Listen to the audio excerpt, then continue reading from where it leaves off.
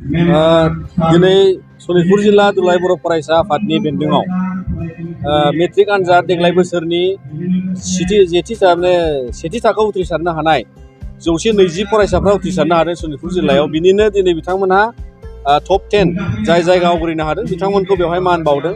दा बेयो जोबोद गोजोनथाव बाथ्रा। दिनै सनितपुर जिल्लानि सिङाव जोङो गोबां दुखु जारलानि गेजेरावब्लाबो गोबां फरायसाफ्रा गाव गावनि नाजानायजों आरो बेयाव गोबां फरायसालिनि थासारिया मोजां नंसोआ। जोङो मिथियो बेयाव दिनैहाय भेन्सार हाइ स्कुल गोबां दङ। दा भेन्सार हाइ स्कुलनि फरायसाफ्रा गाव गावनि न' खाथिनि हाइ स्कुलाव मेट्रिक आनजाद होनो मोना। बिथांमोना गोबां खस्थ'नि गेजेरजों गोबां गोजान जायगायाव थांनानै मेट्रिक आनजाद होयो। दा दिनै थेवबो बे जायगानिफ्राय गोबां बेवहाय मेट्रिक आनजादाव उथ्रिसारनो हानायजों लोगोसेयै सेथि थाखोबो मोननो हादों। दा बेयाव जोङो मिजिंथियो जे फैबाय थानाय समाव आसाम सरकार दिनैहाय बेयाव जोथोन लानांगोन जे जोंनि बेयाव भेन्सार स्कुलनि जेंनाया जोंखौ आरोबाव गोलैसोनाय मोनसे थासारियाव दोनदों। बेयो जुदि दिनै सरकारि जायोबा, प्रभिन्सियेलाइज जायोबा सोलोंथाइनि थासारिया मोनसे मोजां महर मोनगोन। बिनि सायाव दुलाराय बर' फरायसा आफादा आसा दङ आरो दुलाराय बर' फरायसा आफादा आदब आरो गुन गोनां सोलोंथाइनि मावथांखि लानानै जोङो बायदि हाबाफारिनि रोखोम लानानै जोङो बेवहाय हाबाफारि लालांगोन जाहाथे जोंनि फरायसाफ्रा गुन गोनां सोलोंथाइनिफ्राय जों खहा जाया। आरो बेखौ नोजोर बोनानै दिनै जोंनि गेजेराव गोबां रोखोमनि हाबाफारि जोङो दुलाराय बर' फरायसा आफादा जिल्ला आरो दख'राफ्रा बेयाव लागासिनो दङ।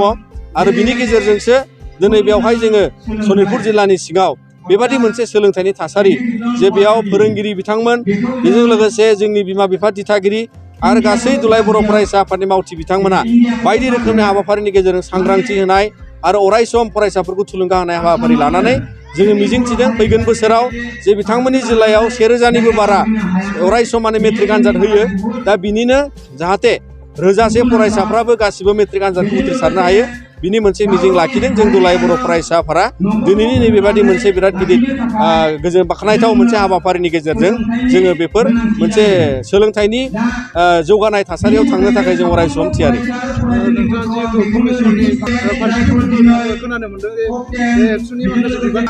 दिनै दुलाराय बर' फरायसा आफादा बिटिआर गोरोबथानि उनाव जोंहा मोनसे जि आद्रा खामानि दङ।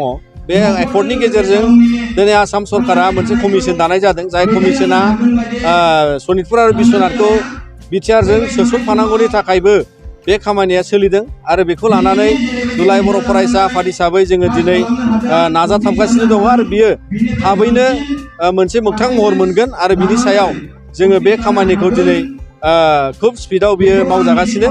आरो दिनैनि समाव थांनाय 2 बोसोराव जि मोनसे दिले जाबाय एबा सासे चेयारमेन गेजेरावनो जोंना रुंसारि जालांदों बिथाङा, आरो बिनि अनगायै गोदान चेयारमेन दिनै जाय बिथाङा अफिस लाबाय, बिनि गेजेरजों खामानिया मोजाङैनो सोलिदों आरो बे थाबैनो मोगथां महर मोनगोन।